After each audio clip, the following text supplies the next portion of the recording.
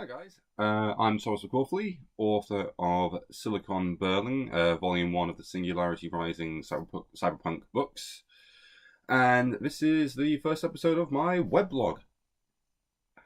Just thought I'd, just start something to try and engage the community, a little video blog series. I can talk about different cyberpunk things or things that inspired me about my writing, and also reviews of, cyberpunk or maybe sci-fi things in general. Just going to see how it goes.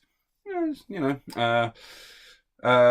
able to tell, I'm looking quite tired at the moment because I just stayed up all last night, binge watching Altered Carbon. As you might be able to tell from the Ghost in the Shell poster behind me, I'm a huge cyberpunk fan.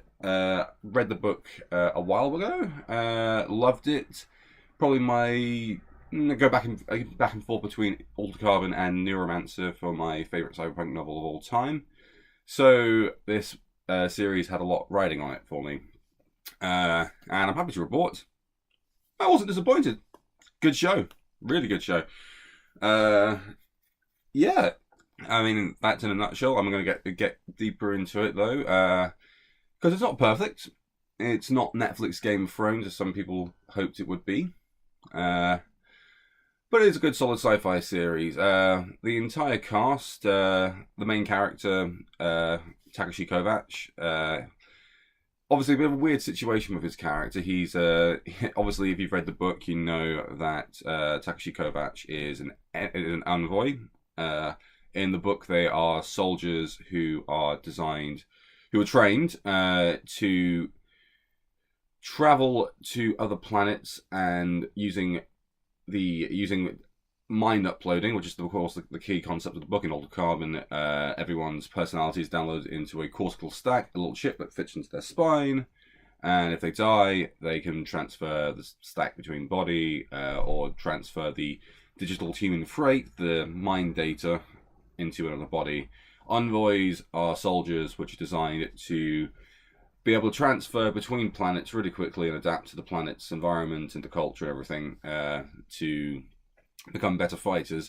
They've changed the backstory a bit in the series. The envoys are sort of like a rebellious group, a rebelling group fighting against the use of this technology. They want to ban immortality.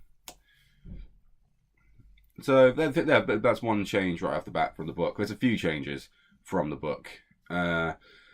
Won't get too much into that right now to avoid spoilers. It's, for the most part, though, it's very faithful. All the main plot points are there. There was one plot point I thought they'd taken out, but in the end it turned out it was there, so that was good. So overall, I think fans of the book will be very pleased with this series. However, as much as I love cyberpunk, I realise this is not for everyone. This is not going to have the mainstream appeal of something like Game of Thrones or Breaking Bad or any of the sort of big mainstream television shows over the last 10 years. TV's changed a lot over the last 10 years. We've sort of always seen it transition to these huge sort of epic, sweeping series which cultivate huge fan audiences. That's changed a lot. Since Game of Thrones came out, and it's not going to have that kind of mainstream appeal, mainly because of the limitations of the genre. Because it's cyberpunk, there's going to be a lot of technobabble. It can't be avoided. Having written a cyberpunk book myself, I know this, but it's not going to attract the sort of average viewer. It's going to attract people like us, fans of cyberpunk, and that's fine. That's great. It's got all the tropes you would want from cyberpunk. It's got hackers, giant mega corporations, artificial intelligence. That's probably my favorite change from the book. In the book, Kovacs stays in a hotel called the Hendrix, which is this AI-controlled hotel.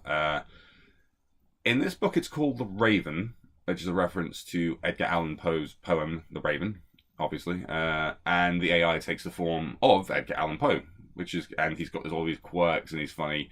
Whereas in the book, the AI was sort of just a bland sort of wall coming out of the voice, sort of like Hal from 2001: A Space Odyssey. He's got a lot more personality around about this time, and he's definitely one of the best characters in the show.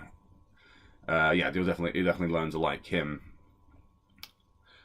Joel Kinnaman does a fantastic job as Kovac. As I was saying, he does it really well. Lieutenant Ortega, slightly monotone, but she's kind of slightly monotone in the book because she's just sort of like the stereotypical hard-edged, single-focused-minded cop, which you knew it was, and so she does a good job in that respect.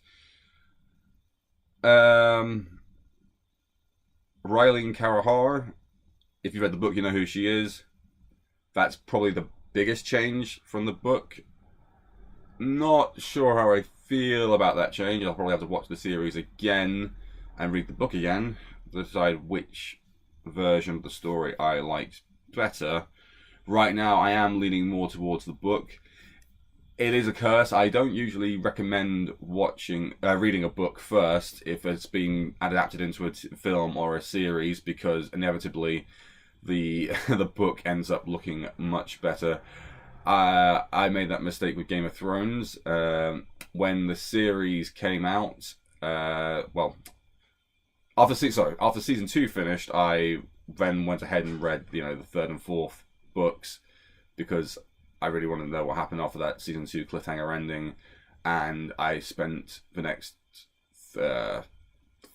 3 years knowing what was going to happen in Game of Thrones, and instantly regretted it. And also, although that's probably the exception to the rule, but because I think George R. R. Martin's writing style could be better. But I love the series. Didn't feel this way about Altered Carbon. Definitely think the book is better, or sort of like they had to sort of tone down some of the elements, I think, to make it try and give it more mainstream appeal, and maybe succeeded in that. But I still think that it is going to appeal more to the hardcore sci-fi group than it is going to appeal to mainstream fans. So yeah. Overall though, yeah, no, definitely thumbs up, Altered Carbon. Definitely give it a watch. Yeah, it's a great series. Probably should have done this when I was a bit more awake, having just stayed up to 3 o'clock in the morning binge watching the series. You'll probably want to end up binge watching it as well. It's definitely binge watchable material. Yeah. I mean, the thing about this year is obviously there's no Game of Thrones this year, so we've got to find good TV shows to make up for it in the meantime. This is definitely one of them. Yeah. So yeah, I hope you enjoyed my review. I'm going to spend a little bit of time now shamelessly plugging my own product. As I mentioned, yep, I am a author. I just released my first book, Silicon Burning, Singularity Rising, Volume 1. Obviously, yep, you guys are all cyberpunk fans, or you should be, because I'm going to be sharing this obsessively throughout all the big cyberpunk Facebook groups. So yeah, I would be very much appreciative if you would like to give it a try. It is currently free on Kindle Limited, so if you pay for that subscription, it's £8 a month, or you get a one month free trial. You can download a bunch of self-published Kindle books for free, and then the authors get paid per page read, so you're helping out the industry and paying nothing. Yeah, definitely give it a try. If you guys liked Altered Carbon or Blade Runner or anything like that, yes, you'll definitely like my book. It is a cyberpunk crime thriller set here in London in 2045. Revolves around the murder of a renegade hacker, part of a hacktivist group called Spiritform, who's broken into a corporation and stolen some very sensitive data, and has now become the target of a serial killer named Jack 21, who's targeting cyborgs throughout London. If that at all sounds appealing to you, which I'm sure it does, or I hope it does, please feel free. The link will be below in the video to the Amazon page. You can, like I said, you can get it for free on Kindle Unlimited, and you can get the free sample as well if you're not. But yeah, I hope you check it out. I hope you enjoyed Alter Carbon. Like I said, I'm going to be doing this on a sort of ad hoc basis. Yeah, so probably be talking about some other things. Blade Runner 2049 just came out on Blu-ray, so probably do a review of that as well at some point. Probably should have known when it came out in the cinema, but I was too busy, you know, releasing a novel. Okay, guys, thanks for watching, and hope to see you again next time. Bye.